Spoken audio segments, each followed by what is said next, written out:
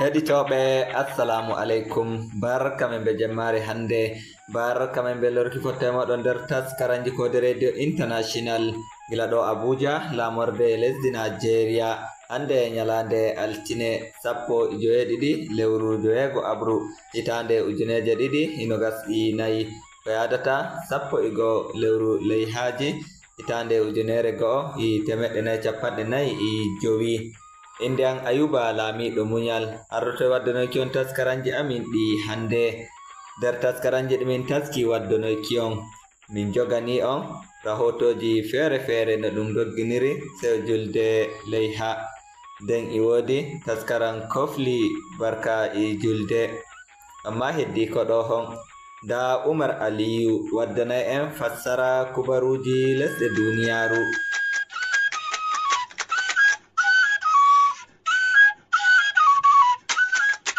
Aran nda ko e kubaruji ɗin. Nder kubaruji lesdi Nigeria on nanan ballo ardiɗo lesdi Nigeria Alhaji Kashim Shettima mani kompaniwa lesdi Turkiya wato Zebaset be heɓango ummatore lesdi Nigeria 14,000 babe kuuɗe. Nder kubaruji lesɗe Afrika bo on nanan lesdi Senegal nasti nder cafuwol lesɗe marɗe risku nebbam petur. Nder kubaruji duniya luttuɗi bo on nanan gulɗum waɗi ɗum ruɗɗiti wakkati nde alhaji en fiɗata sheɗan ha kuuɗe hijju hikka.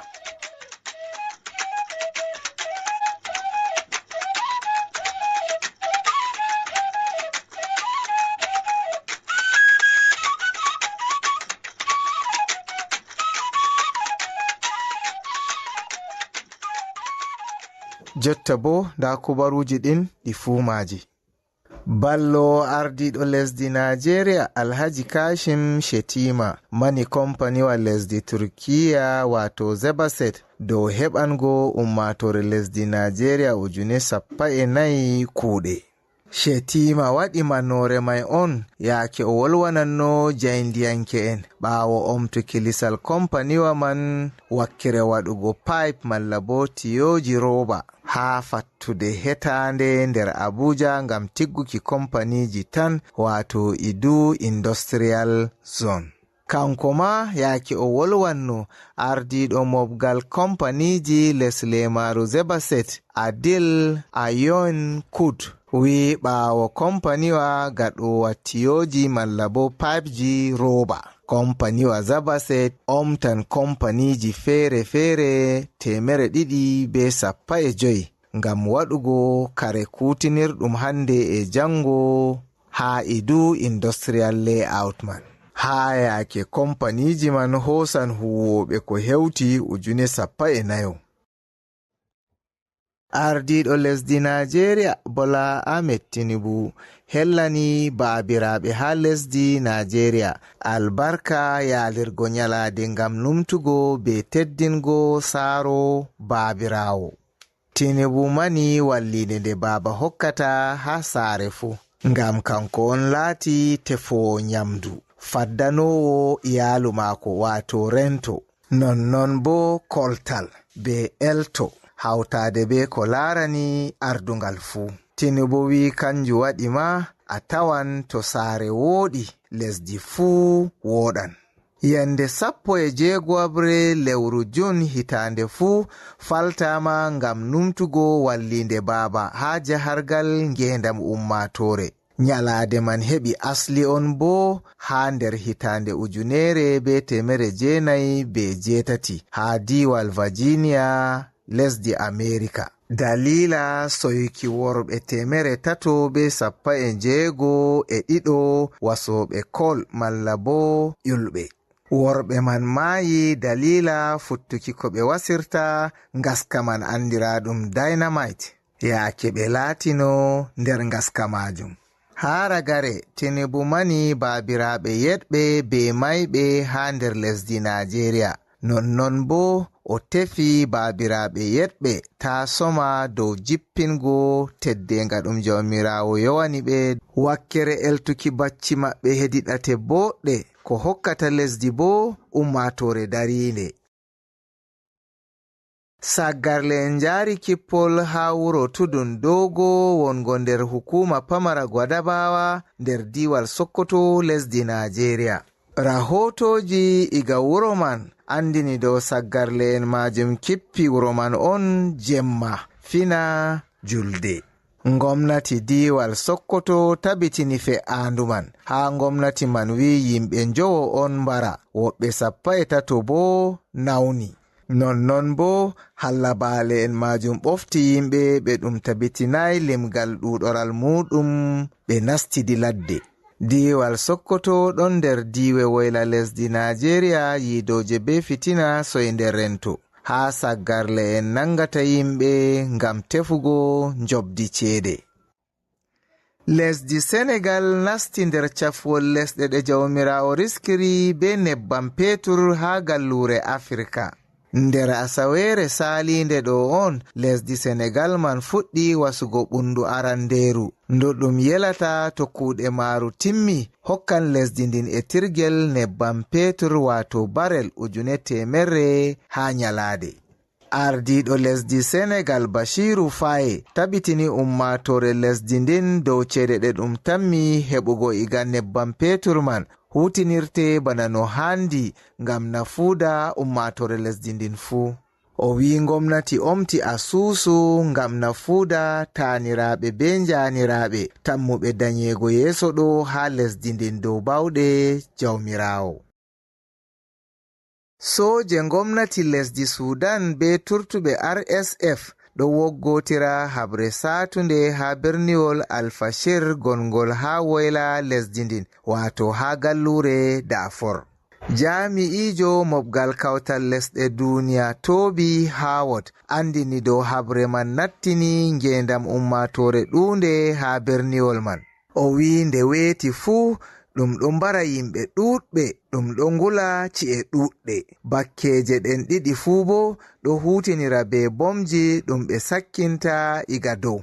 Hunde bo ko haɗi mobgal kawtal lesɗe duniya man heɓugo jarfu nastina wallinde nder berniwol man. Berniwol Alfashir on tan lutti ha juuɗe ngomnati ha gallure Darfur jotta. Turtuɓe RSF jafti gure luttuɗe fuu. Hukuma hakkilanki kuuɗe hijju be umra lesdi Saudiya haɗi hijjoɓe yahugo fiɗa sheɗan iga njamdi 11 fajiri ha yago njamdi 4 asira dalila gulɗum. Ministajo hakkilanowo hukuma man Dr. Abdul Fattah bin Suleiman on waɗani umrore man jungo. Ministajo man wi hosugo jabrugal man latti dole ngam tabitingo njamu hijjoɓe ha yake ɗum ɗo wuli masin jotta ha Makka. O ɓesdi wi'ugo jami'en rento jo'inte ha dangɗe hijjoɓe ngam tabitingo ɓe ɗaccai dangɗe maɓɓe ɓe ngurti nder nange. Ha ragare o wi hukumaji hakkilanoji kuuɗe hijju lesɗe ɗe alhaji en iwi to muɗum tabitina umrore nden ɗotanama, nden o tori jawmirawo rena hijjoɓe man bo jaɓa kuuɗe ibada maɓɓe. Lesdi Turkiya darni mu'amala filu ko irin nguye be lesdi Isra'ila ngam hajango ummatore Gaza. Ardiɗo lesdi Turkiya Mr. Erdogan wi gonga kam ummatore Palestine ɗo yiida be lamaruwol jurumgol. Ngam man o wi wala hunde Turkiya yarete lesdi Isra'ila, wala hunde lesdi Isra'ila bo nastinte nder lesdi Turkiya. Sei to Isra'ila maɓɓiti laawol nastinango Palestine en wonɓe ha Gaza kare wallinde. Hiisa filu hakkunde lesdi Isra'ila be Turkiya ummani dola Amerika biliyon 7 rowani. Ministajo hakkilanki yaasi lesdi Isra'ila naali jabruɗe Turkiya man. O ɓesdi wi'ugo na lesdi Isra'ila tan ɗum torrata, jabruɗe man torran lesdi Turkiya man fuu. Kerol kubaruji ɗin gonde be taskaraji amin luttuɗi.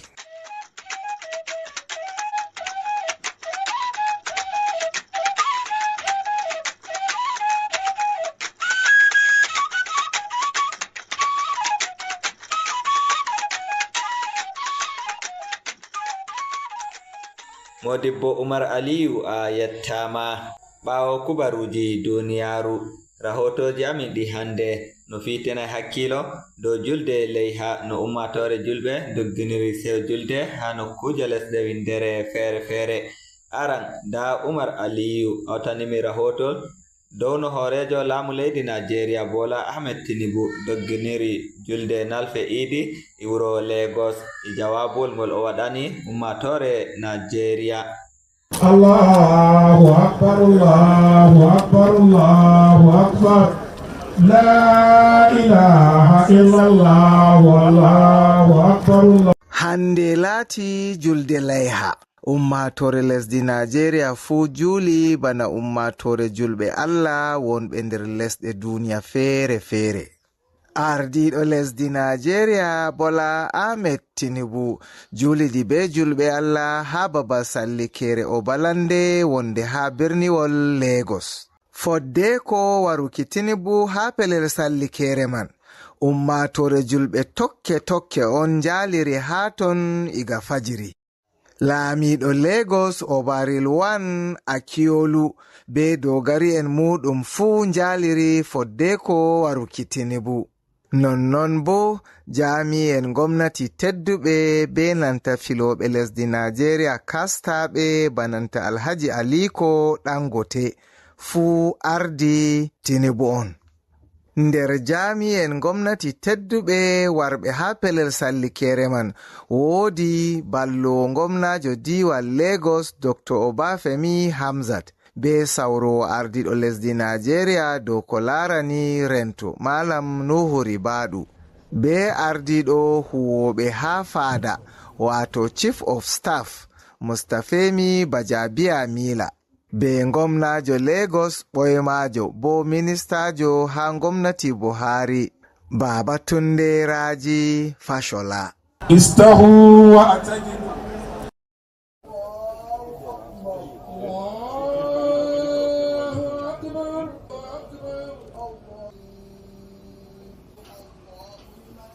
ربنا ولك الحمد. الله أكبر.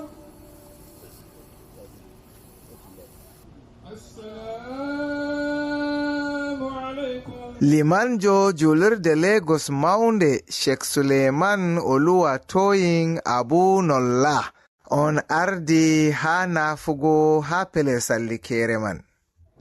Ɓaawo silmingo Sheikh Suleiman Oluwatoyin hubbi.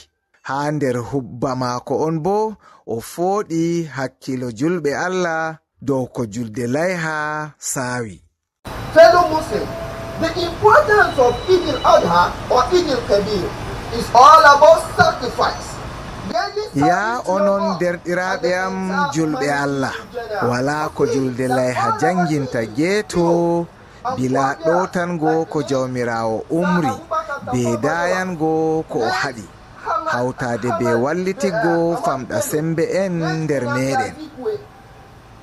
Nonnon bo siptoren do'anen ardinoɓe lesdi meɗen ɓoyma en ɓe mballini yonki muɗum ngam tabitigo maari bananta sa Amadou Bello Sardauna Sokoto be sa Abubakar Tafawa Balewa be MKO Abiola. You must therefore ensure that their labor and struggles are not in vain.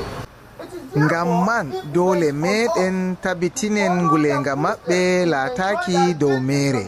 Nonnon bo laatake dole dow meɗen kuwen ko ɓe kuwi ngam de'ende lesdi meɗen. Kiriten bo jawmirawo harmini holluki ferotiral jinsu ko lenyol be kuuɗe saggarleku nder mumini en. Nonnon bo jawmirawo ceniɗo man umri kawral hoore en ɗotiral be ballotiral hakkunde mumini en. Kanko ma ardiɗo lesdi Nigeria Bola Ahmed Tinubu waɗani jayndiyanke en faada jawabu ɓaawo silmingo ha babal sallikere man. We have been told by the chief imam on the and we follow the path of sacrifice. liman andini en ha nder huduba maako umrore jawmirawo dow sorruki yonki hedi laawol Allah, soruki yonki ngam tabitingo jam ha nder lesdi. ɗo man on handi neɗɗo fuu waɗa ngam waddugo jonde jam, kawtal hoore be de'ende ha lesdi meɗen. yiide dow lesdi ma, yiide dow keddu maɗa, sendugo ko jawmirawo hokkima be mo wala, hawtade be yettore jawmirawo dokkuɗo ma jarfu waɗugo non. And be thankful to Almighty God. ɓaawo ɗon on bo ummatore Lagos warɓe ha sallikere man kolli Tinubu yiide nder seyo. ha ma laamiɗo Lagos Obarilwan Akiolu ɗofti Tinubu ha mota.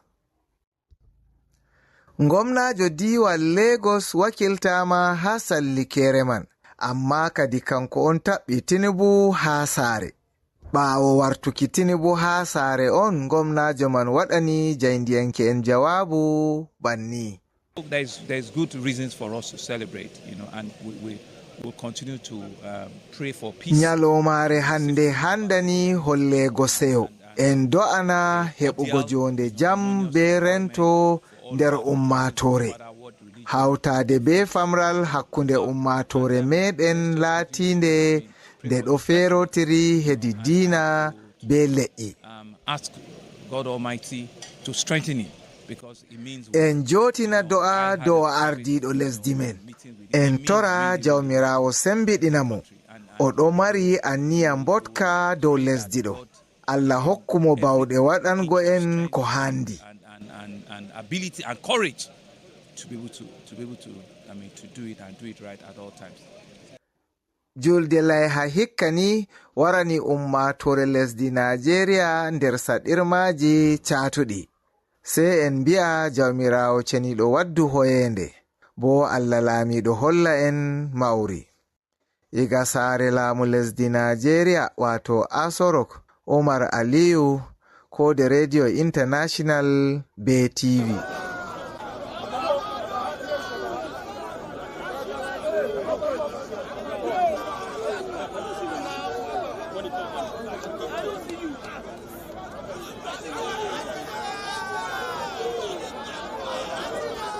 ummatore julɓe ha jihawol Taraba jakake luttuɗum julɓe duniyaru haɓe juuli julde layhaji ha babal sallinkere nde jalingo mawnde wonde fattude malam joɗa. daga jamdi joɗiɗi fajiri julɓe puɗɗi jurtago ha babal sallinkere, ɓeɗo jurtino nden bo ɓeɗo keɗito wazu daga modiɓɓe fere fere ko hawti e modibbo Yakubu Rufa'i e malam Aminu Chindo. ɓeɗo pindina yimɓe ha dow ko larani doggingo julde e layhaji. yago jamdi 9 cip walla ɓangi daraja muɗum laamiɗo leddi Muri Alhaji Abbas Jide Tafida yotti, nden hidde ko yottago mako bo ardiɗo hukuma pamara jalingo Alhaji Aminu Jawro Hassan hanko ma o yotti e luttuɗum saraki en. to yottago laamiɗo on sey ɗum juuli rakaje ɗiɗi les ardugal liman Alhaji Nura Dinga, hanko ardi julɗe ɗiɗi, o doggini hutba mako nden o hirsi kirsum ko laati jawdiri laamiɗo leddi Muri, ko tabbitinta komo jonda kam hirsay. wakkati o waɗeno kutbayere mako Alhaji Nura Jawro Dinga o noddi ummatore julɓe teddina annabi sallallahu alaihi wasallam hawtade bo e saaro en mako. o wi faaɓi adama to aybini saaro en annabi sallallahu alaihi wasallam heɓa yangada, nden bo kala ko goɗɗo watta ngam musɓingo ko bo mettingo annabijo ɓernde, to seke wala goɗɗo o handi e warego. o noddi ummatore julɓe kula Allah, nden bo ɓe kirsa layha ha dow ko larani layhaji e kala dabbaji ɗi jawmirawo ceniɗo dagni ɗum hirsa, bana mbala, jawdiri, mbewa, ngeloba e nagge. nden bo o torake jawmirawo ceniɗo do tabbitina khairu ha jiha Taraba. آلائه ونعمه يزدكم وادعوه يستجب لكم ولذكر الله أكبر والله يعلم ما تصنعون الحمد لله. saroji min mayde Allah abjaban en kuuɗe meɗen rimɗin en nder jeyaɓe maɗa rimɗinteɓe en dongo barkirante o so'an en masiboji ɓe fitinaji jomira waɗɗan en hoyende hoynan en gurdam meɗen jomira sukki en asiri wallu ardiɓe meɗen jomira ardanɓe jomira joganɓe jomira wawnoɓe ha ardungal maɓɓe jomira hanko bo mo Allah ɓangi daraje muɗum laamiɗo leddi muri Alhaji Abbas jiidata fiida torake Allah tabbitina kala kayruji fuu ha jihawol Taraba e leddi fuu maari hoynana yimɓe bo sharruji halluɓe.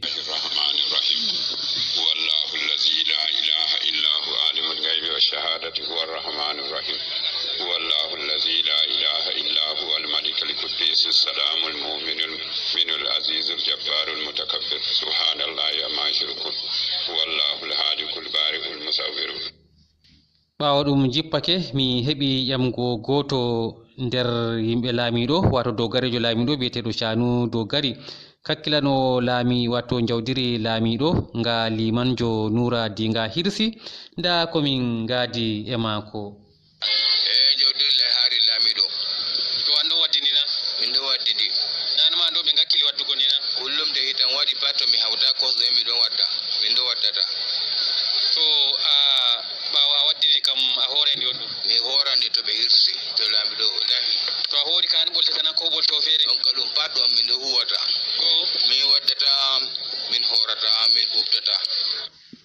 ɗum juuli jam ha hukumaji pamari 16 ɗi Taraba mari fuu. Abdourahmane Gidare Oumar Jarumi, Code Radio International daga Jalingo. Assalamu alaikum warahmatullah. Malam junguɗo alhamdulillahi inde am Abubakar Adam Muhammad, miɗo jooɗi nder gelle Azare, miɗon jangina ha jami'a wabgal leddi nga Federal University Kashere e jaha Gombe. Alhamdulillahi heɗitiɓe kissudu redu ndu barkanteru, miɗo yelana en khairu duniya e lahira. Miɗon wallita en hande en ɗon nder kuuɗe marɗe mbar jari. Hande ɗum juuli julde layha keña ɗum darake arfa. Alhamdulillahi en ɗon toro Allah o jaɓana en kuuɗe nde gaɗɗen, o jaɓana en ibada ɗum gaɗɗen, o jaɓana en du'aje ɗe gaɗɗen, o hisna en bononda e fitinaji duniya e lahira. Alhamdulillahi bano no mbiɗa lalle hande won ñande julde layha.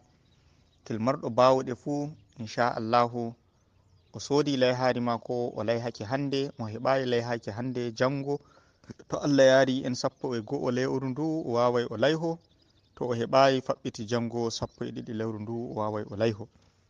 En ɗon toro Allah o jaɓana en ko gaɗɗen.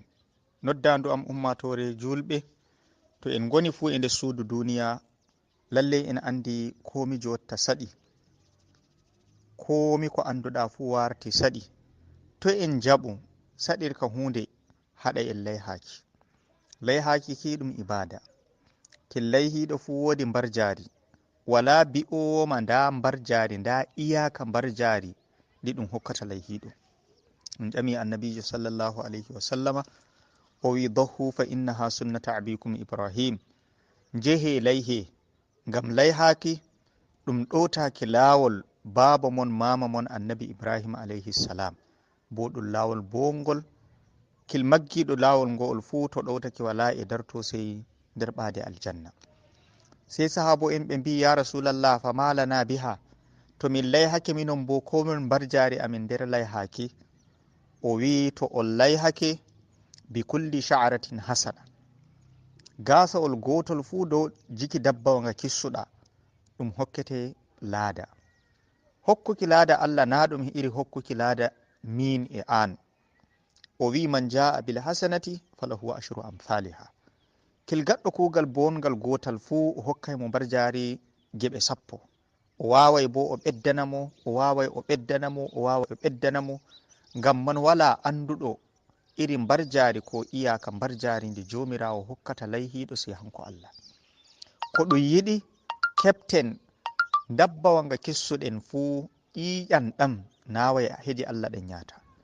kusel ngel na heje Allah ngel yata, laral ngal na heje Allah ngal yata, ƴiƴan ɗam anen dufata ɗam e leddi en ɗon gi'a ɗam. To en gasi gaska ɗan rufi en mbawai koshel leddi sey u'en. Kusel ngel anen jata ƴakka ngel ko kokken sadaka ko kokken shahu, laral ngal kokken ngal sadaka ko bo hanga ma ɗum yaha ɗum wo'itina nga ɗum wara li'o e magal.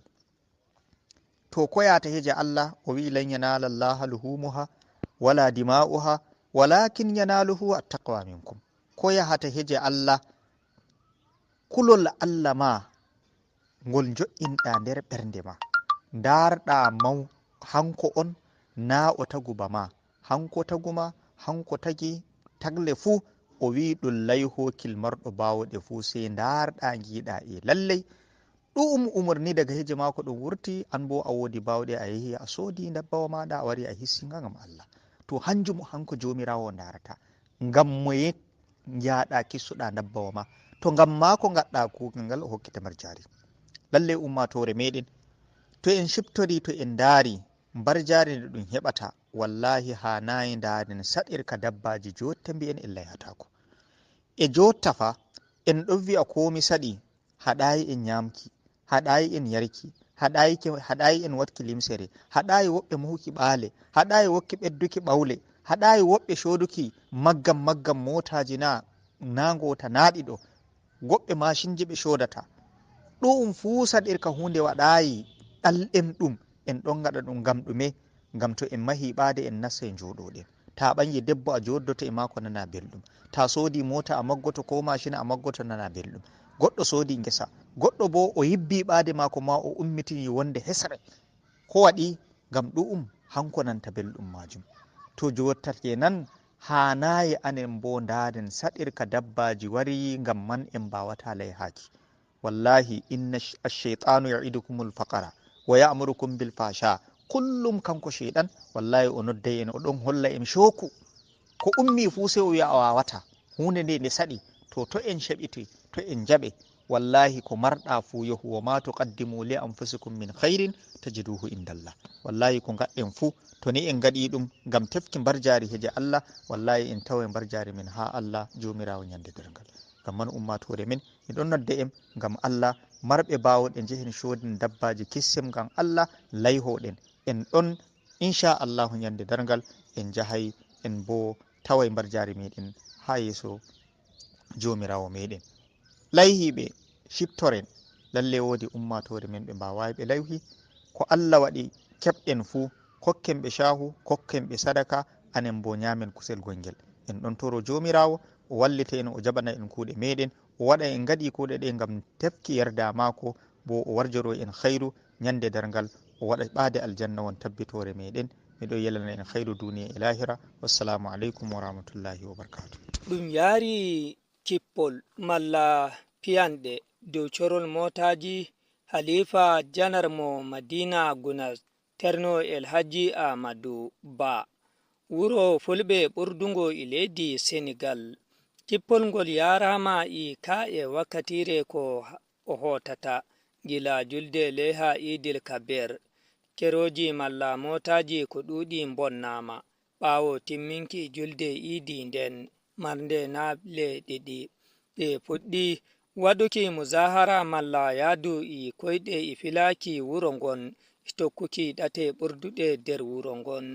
hunde wowande duuɓi ko hewti 50 e leydi ndin, ko waddi woɓɓe taɓɓi lawol maako ngol ɓe fuɗɗi hubaki corol motaji maako e ka'e.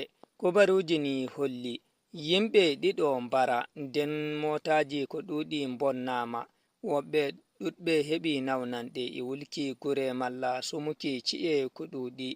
nonnon bo khalifa on heɓi ɗoftol jami'en jandarmeri ɓawo fe'aki hunde nden.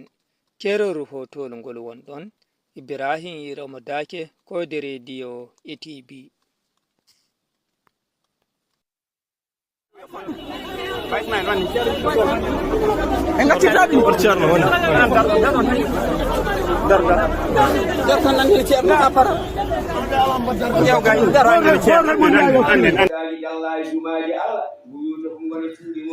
فما كان كالولاتي بيد أحدكم جنب غاهي مودل من عارية مسير لبل فالعارية لبل مؤدية لكم تتشيء غندي كلا ولي جنب غاهي مودل كل بالتن كلهم كتلم جوري كل بال سلم مرتبة كل بال سجندل كل بال سينشيد كل بال كلا كدوماي ونغندي كل بال bulan nabi Allah rakna lubat muadiyatun lubal non ko law titte jolle ha yangal ko titte to titte jom Allah ji lubanga wadde Allah ko hettata lubal mum ilamu gande hala dumdo yarhamukumullah wa Allah yirmumon wa iyyakum dunya wagini mo aduna fa inna dunya aduna sa'ilatun ko iwata wa ma fiha ko wani aduna sa'ilun ko وإياكم الدنيا نوجني من أدنى فإنها لأدنى مهان كنير وكذبون كحنان وما فيها فولي أدنى مهان كنير وإياكم الدنيا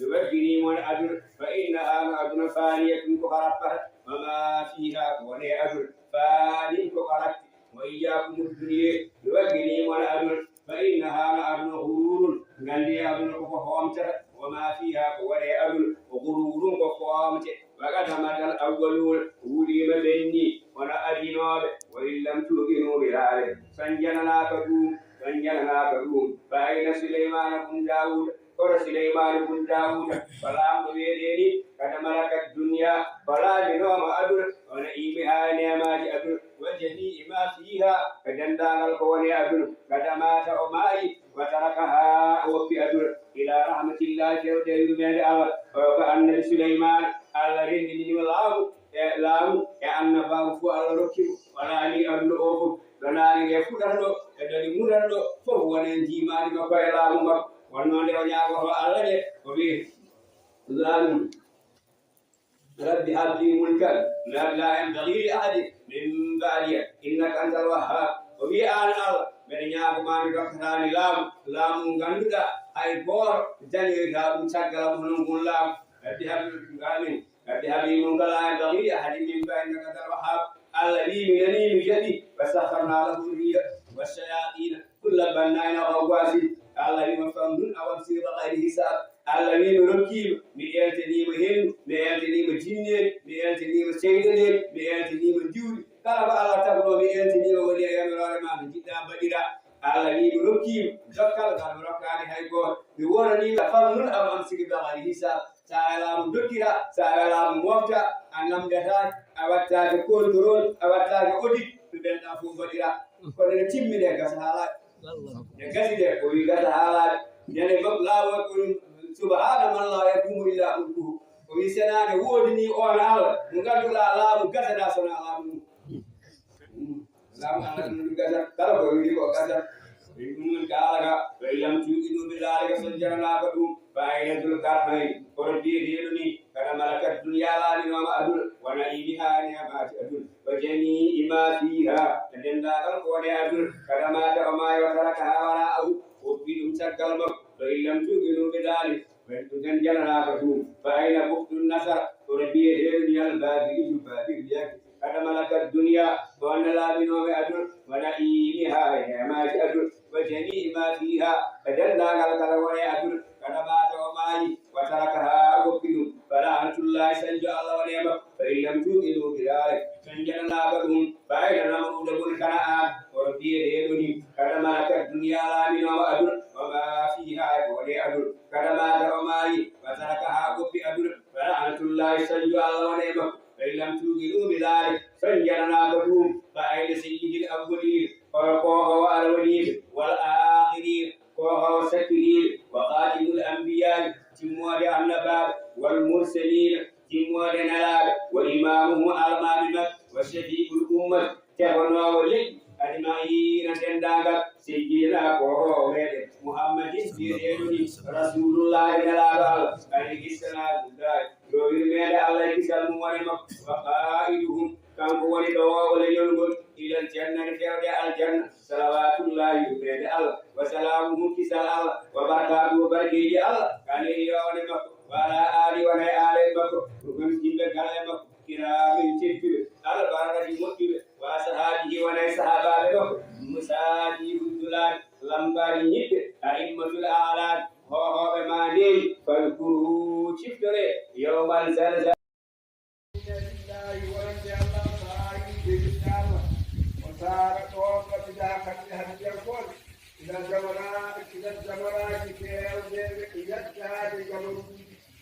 سائر قبله وسارق وقبله سائر يهود ودافن وقبل والموت بيشي سيدي على سيدي وإبراهيم سائر زور هود الله أكبر الله مولد إذا ساروا ستريد جهي قبل طلوع الشمس وعديد ناج كدها إلى منام تيودا من ورمود بالديمة جمرة العربة نيلو كالبية جمرة العربة وقد بلغوا بكتي المنايل وتقربوا ببندهم إلى الله في رجاء الله بالهدايا هديان وحلقوا بوستيه رؤوسهم وحلقوا بكتي رؤوسهم فيقضي وقصروا بوستيه وانهاروا بقديمة وهدوا الله بذكر الله لا تمام هديه وصفنا يتود الله سبحانه وتعالى يجلد إن الله صلى الله عليه وآله وسلم ñagade Allah subhanahu wa ta'ala nde Allah rendidinta konngol julɓe kala e goonga nde Allah rendidinta ɓerɗe julɓe ɓe kala e kulol Allah subhanahu wa ta'ala nde Allah artirta julde nde e meɗen duuɓi kewɗi e duwanade dendagal mana mawɓe meɗen e yo diine e mawɓe meɗen to banggue aduna fof eɗen duwano ɗumen e ñagano ɗumen Allah subhanahu wa ta'ala yo Allahu subhanahu wa ta'ala ɓamta ɗumen ɓamta julɗo kala sukaɓe ɓe yo Allah mawnin ɗumen sukaɓe yo Allah mawnin ɗumen yo Allah hokku ɗumen ko dokki ɓesguji mumen mawɓe ɓenene yo Allahu lamɗo o ɓoynu ɗumen e yesso ɓesguji mumen Allah rokka ɗumen kañumen ko dokki ɓesguji men eyyi ko yettude Allah rek comme no mbayno ɗumen lewru korke ganduɗa yimɓe foof juldi e ñalawma go ɗum kadi yimɓe ponno wadde hande ɓayde e nder julde taski ko wiya e sunna tan ko lendemain arafat donc ɗo kam fotano dañde luural yimɓe no pawno julde ñara mais ko Allah anni maintenant ko yettude Allah tan yimɓe ɓe kam yo ɓuur wattude ɓerɗe ɗe gona goote tawi ke Sénégal liggotom tan ko ɓerɗe men fof so goni gootum par ce que sen certi tan doole men ustoto donc yo Allah ɓeydu jaam yo Allah ɓeydu sutura e yettere Allah ɗo kam to gonɗen ɗo jamme kisal nani fuɗɗo banggue sécurité o kadi ɗo yetti Allah ɓeyde sin ay sécurité ala wata on ɗum neɗɗo ko wata rewde Allah ko sa sécurité no serama wata ɓurde fof ɗum kadi sécurité no serama sawa kala ka wonɗo sécurité ala aɗa ɓerde ma den dejani ɗum noon ko yetti Allah e gamdi gouvernement o ɓe wakkilo no ɓe ɗo guireji ɗin ɗen takkori ɗe ɓuyta hen guireji ha makka sécurité o kadi waɗe nder leydi fof so ɗum waɗama kadi yimɓeɓe dañnayno rewol Allah dañnayno gollira golle mum aɗa hakkille ma no deeƴi sécurité Allah hay hunde watta moƴƴi kala walla yo sécurité o heɓo jaam heɓo ko dan heɓo e leydi ndi guireji ɗi ɗuyte jaam wona nder Sénégal hikka ma julde juulama no ɗum woowi seni kada ɗum hawri jayri ɗum juulata iyende ummi waɗi ɗum juulayi to ɗum wowno juulugo ko duuɓi saliɗi sey to ɗum ƴaɓɓi ɗum hooti central mox ɗum juuli eedi nder central mox amma fadde ko ɗum juula sey to ɗum fasitiri huɗubaji ɗin yaaki huɗuba limamijo yaaki ɗemle tati mawɗe nder Nigeria wato ɗemgal Hausare be Ibo be Yoruba. Imam Makari yotti jamdi jowenayi deidei to o juuli raka'aji ɗiɗi bono dina Islama andini. Gaɗa yottaki mako ɗum juuli raka'aji ɗiɗi bono dina shar'ini. Imam Makari waɗi huɗuba muɗum be Larabci. Gaɗa o yettini huɗuba julde sai o ummi huɗuba makko. التضحية التي صار يقاعده من أجلها خليل الله ضحى بنفسه ونفيسه ضحى الله لا يهلك الفاسقين عباد الله إن الله أمر بأمر بدأ فيه بنفسه وضحى بالملائكة وسبح بنفسه وفضل بالمؤمنين من جنه وإنسه فقال عز وجل عليما إن الله وملائكته يصلون عباد الله إننا عز وجل to o hooɗi hakkillo julɓe kutinirɗe balɗe mawɗe e nder diina islama ngam huuki kuuɗe boɗɗe e raɓɓutugo barjari to jomirawo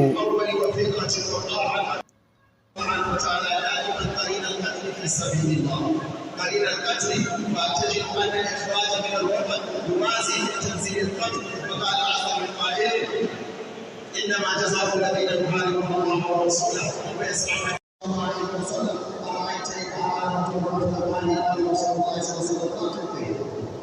قال إن قاتلني قال قاتله قال إن قتلني قال فأنت الحفاظ على استتباب الأمن في البلاد، وإن هذا ما ضيعنا إخوة الإيمان وانتهى بنا المرء إلى ما انتهى إليه فيه، لا سيما في شمال بلادنا، حيث زيارة فيزا ولا حول ولا قوة إلا بالله. نسأل الله سبحانه وتعالى أن يذكر الأمن. Kodde o yottina ragare huɗuba makko sey to o tori jomirawo ɓokka lese Nigeria jonde jam e fawol yeso risku ɗon bo o torani lese duniya koriɗe ko nandi lese Falasinu e to julɓe goni fuu. Muhammad Abubakar Umar Kodde Radio International daga Abuja, Nigeria. Allah heɗitoɓe ta'ungoyte yon keɗito suudu radio Kodde International wondu Abuja lamorde lesdi Nigeria. On mbawa heɗitaki taskaranji amin dow matotiral amin ngal internet www.kode.net inanta channel telegram amin www.t.me/kode radio. nden on mbawi daruki taskaran kam dardiga o ha dow Facebook Kode radio inanta channel YouTube Kode TV. joni hay mo ittinon jonde ginnanki kofli julde leyha اركدين عيد وصلك الغديان الشركة مبطل ويعذبك قاعد زين خطيب سلقطة ويركدين عيد وصلك وصلك الشركة مبطل ويعذبك assalamu alaikum wa rahmatullah bandiraɓe heɗitoɓe inanta daroɓe Kode TV. barka meɗen be lorki fotamon nder taskaran kam musamman kamin taski waddunoki on ɗin sewo julde leyha tomin taski waddunoki on vidiyoji kofli heɗitoɓe amin wato heɗitoɓe Kode radio international lildoymi ha nder vidiyo to ɓe jottini kofli maɓɓe faki bandiraɓe nanta sobiraɓe maɓɓe nder nokkuje lesɗe windere feere feere. to inde ani Ayuba Lamiɗo Munyal taskiti foɗanki walla ɓangal taskaran kam miyela en juuli leyha jam na wonniki wakkati da fuɗɗire ɗi vidiyo nanta kofli modibbo arandejo modibbo bisimillah no julduɗon leyya hikka. assalamu alaikum jawleru kofli kiyeray on kofnama barka da sallam on Ayuba Lamiɗo Munyal min hofni won Yusufa ya ofnata mon iga berniwol Douala min gaɗani mon barka da sallah laaroɓe meɗen nder lesɗe duniyaru eɓe goni fuu min kofni on min gaɗani on barka da sallah. assalamu alaikum rakoble on banane honna Ayuba Lamiɗo Munyal mi honna Iromo Dake mi honna Likita Alfa mi honni Ali Zaki mi honni Nasiru Madiwal Kara Site mi honni Komerel Ilyasu Yaquba namba mi honni Al-Amin Giɗaɗo Jada namba mi honni sobiraɓe ɓe leydi Kamaru mi honni sobiraɓe ɓe leyɗe feere feere mela komoye juuli julɗo jam. Allah jomirawo yara en mawri Allah maymen kana inde am Muhammadu daga ɗo Nigeria Abuja. Hande fulɓe angare mbiriya honi on giɗiyanna. Assalamu alaikum wa rahmatullahi ta'ala wa barakatuhu. a sakiraɓe bandiraɓe taweteɓe ɗon nder wakkatire koble dow suudu radio KRI Abuja mi homni on. Ayuba Lamiɗo Munyal an omtani en nduɓe zawleru Ayuba Lamiɗo Munyal mi homnima mi yelanakima khairu machallah. Jomirawo waɗa ɗon a jamo Ayuba Lamiɗo Munyal alhamdulillahi. Jomirawo waɗa kuma en juuli jam Alaji Ayuba Lamiɗo Munyal machallah. alhamdulillahi ra koble an yaki to tedduɓe ɓe Allah teddini kamanihi. Ayuba Lamiɗo Munyal mi homnima kuma mi yelanakima khairu. Alaji Sa'idu Maccu daga Libreville leydi Gabon. Alaji Sa'idu Maccu mi homnima mi yelanakima khairu alhamdulillah. Alaji Abdullahi mo wuro Douala jomirawo waɗa aɗon ajamo Likita Alfa a Bekuta Nigeria a jomirawo waɗa a nyalli jam kuma aɗon ajamo alhamdulillah. assalamu alaikum Kode radio international mi honna gaɗana barka be juulugo jam. hande bo fulɓe hande bo hande bo fulɓe hande bo hande bo hande ɗo hande bo ta on goyte on gonde suudu radio kode international wondu abuja lamorde lesdi nigeria nder taskaran ka musamman kamin taski waddanoki on kofli barka e julde leyha albarka yaltoki julde leyha hikka nanta min ayuba lamiɗo muñal on mbawai laruki ka taskaran nder hello amin go facebook kode radio inanta channel youtube amin kode tv hawtade telegram amin www.t.me/kode radio joni nan damo dibbo mo yeso bismillah aran no inde maɗa dan Dr. Ismail amma asalin da Ismail da Abdullah man gori na Turkiyan Dr. Ismail da social media na'am to hande Allah holli en julde leyya hikka kono julde ne wardo non alhamdulillah daga yake hornude din gorni amma andi sallah ka wadi nyal mi kare kama wadi leyya jan sallah to heɓi waɗuki leyya ko fuɗɗa waɗuki leyya leyya alhamdulillah waɗani dayo ga min ma wadi don goy noddago gaɗanta bandiraɓe fulɓe no hani ɓe dogginira sew julde sallah alhamdulillah en gaɗɗi jam kamati gaɗen julde juli jam kowa fija non no kamati banda hawre bande yare yare kamati no hawre anda ko bandiro ma ko shi inshallah wodi ɓe kawnata barka e julde ay wodi man mi hola en daño am mi hona sakiraɓe ande nayi heɓoɓe am musamman gomɓe leydi fombina mi hona sosai kowa wara fija kama boɗejo warti e gaɗanmo murna kowa wara waɗanamo murna wadalla assalamu aleykum wa rahmatullahi wa barakatu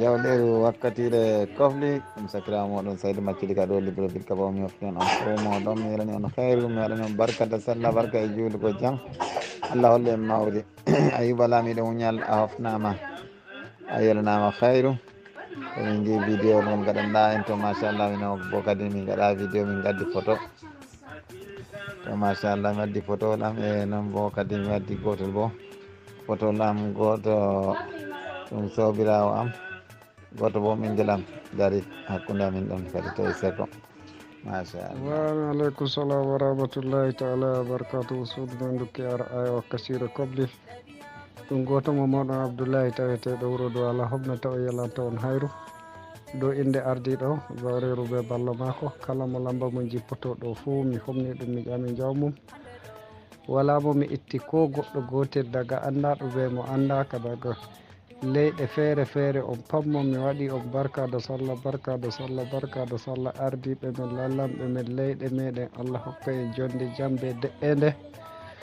allahumma jomirawo rena e renana en mawɓe meɗen bo allah yafoɓe ñawɓe men allah umminaɓe hayru o mi hofni on mi ƴami jamuji moɗon assalamu aleykum wa rahmatullahi taala wa barakatuhu mi ali abdouzaki maɓɓitani en suudu a yettama yelanama hayru assalamu aleykum wa rahmatullah jawlir wakkatire kofli kiyaray allah hokkon jaam noy comlinoy amen no wayre goo en naafi jaam to barka allah jaɓanen ayuba lamiɗo muñal ɓe kofnima boɗɗo mi laarima kadi mi amin maɓɓitani en jawleru daga naafuki fajiri kadi to nonnoon ɓe derɗiraɓe luttuɓe fuu wala o be o daga cameroun nigeria lesɗeji men may fuu kadi allah jaɓanen allah hollu en mawɓe hofni on kadi on fuu mi laari on min aliyu dewa on derɗirawo mon taweteɗo berniwol gawdere diwal adamawa lesdi cameroun assalamu aleykum wa rahmatullahi wa barakatuhu jawleru wakkatire kofɗi ke ara international emi momoɗon de mouhammad ousmane mo andirɗon likkita alpha gonɗo abekuta nigeria daneji jowoni o hownawo e ñalade men nde hande e mbiya yomud idul uduhiya ha idul moubarak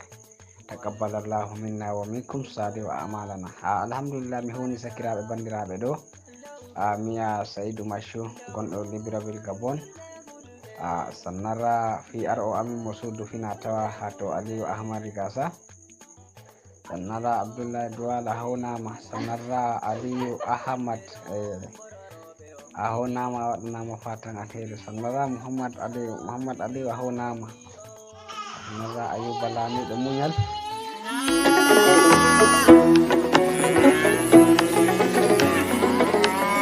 Udugo jimbang alal jetille deroji dajo Paramani kawul kutane baba Pullo yo pullo yo pullo yo pullo Yarama pullo Ali barka ma pullo Yarama pullo Bismillah ma pullo Yarama pullo Ali barka ma pullo Pullo yo pullo yo pullo yo pullo Yarama pullo Ali barka ma pullo Yarama pullo Bismillah ma pullo Yarama pullo Ali barka ma pullo Babi pullo ni wartammi In cesan fulbe o weltammi La nyarorde de bartammi Weltammi Ndongo ndongo Yidi yidi pulagu La ndongo ndongo Ihon pullo Ali barka ma pullo Yarama pullo Bismillah ma pullo Yarama pullo Ali barka ma pullo Pullo ya pullo ya pullo ya pullo Yarama pullo Ali barka ma pullo Yarama pullo Bismillah ma pullo Yarama pullo Ali barka ma pullo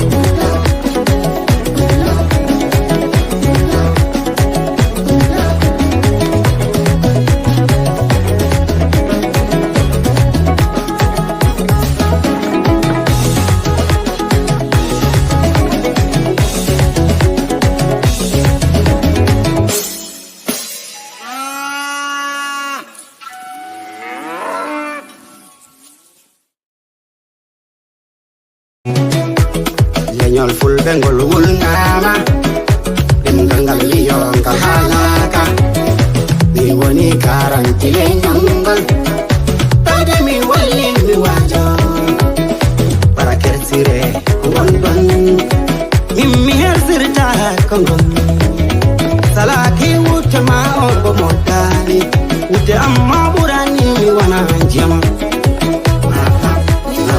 Anjama Yamma burani wananja Pullo yo pullo yo pullo yo pullo Yarama pullo Ali barka ma pullo Yarama pullo Bismillah ma pullo Yarama pullo Ali barka ma pullo Pullo yo pullo yo pullo yo pullo Yarama pullo Ali barka ma pullo Yarama pullo Bismillah ma pullo Yarama pullo Ali barka ma pullo Baby, tenta tenta, baby, tenta tenta, free. Ahora ni ko endam pulagu, papa mo ni dem ayo tin pulagu. Pullo yo pullo yo pullo yo pullo, yarama pullo, ali barka ma pullo, yarama pullo, bismillah ma pullo, yarama pullo, ali barka ma pullo. Pullo yo pullo yo pullo yo pullo, yarama pullo, ali barka ma pullo, yarama pullo, bismillah ma pullo, yarama pullo, ali barka ma pullo. Chup chup chup. Leñol fulbe ngol wul ngama, demgal liyo ngal halaka. Ni woni garanti leñol Ali barka ma pullo Ko wecciri nyale nyale le fulbe Ko wayde wala de nyale munge Kala lidi ndilli nderoji ndajo Wala di kawru jande baba Paranobe libibe ko fulbe Paranobe malibe ko fulbe Paranobe kinebe ko fulbe Ayango nabi yeru munno Heti ngala wallabe ngala jingabe para jaben ko men enjaunaki para kuren ko men enkurnaki pullo yo pullo yo pullo yo pullo yarama pullo ali barka ma pullo yarama pullo bismillah ma pullo yarama pullo ali barka ma pullo pullo yo pullo yo pullo yo pullo yarama wakkatire kofli kiyaray allah hokkon jam noy comli noy hamen no wayre go en naafi jam to barka allah jaɓanen Ayuba Lamiɗo muñal hofnima boɗɗum mi laarima kadi mi an maɓɓitani en jawleeru daga nafuki fajiri kadi to nonnoon be derɗiraɓe luttuɓe fuu wala o be o daga Cameroun Nigeria lesɗeji men may fuu kadi Allah jaɓanen Allah holli en mawɗo hofni on kadi on fuu mi laari on min Aliyu Dewa on derɗirawo mon taweteɗo berniwol gawdere diwol Adamawa lesdi Cameroun. Assalamu aleykum wa rahmatullah ولد خالتي ولا ولد عمتي ولا ولد الحمار madalla heɗitoɓe fuɗi fuuɓi ɗo min gaddi ragare taskaran ka musamman ka kofli barka julde leyha dow darnde hukuma suudu radio code international inanta sobiraɓe kuuɗe an dow suudu radio code international omon Ayuba Lamiɗo muñal ardiɗo waddanoki on taskaran kam mbiyaymi on jomiro holla en julde garu to en juuti balɗe en kawruma de rokka taskaran kesa yettina songullaji sew julde jam mi nyama kusel leyhaji jam taɗum ɗuɗɗina ɓaale jam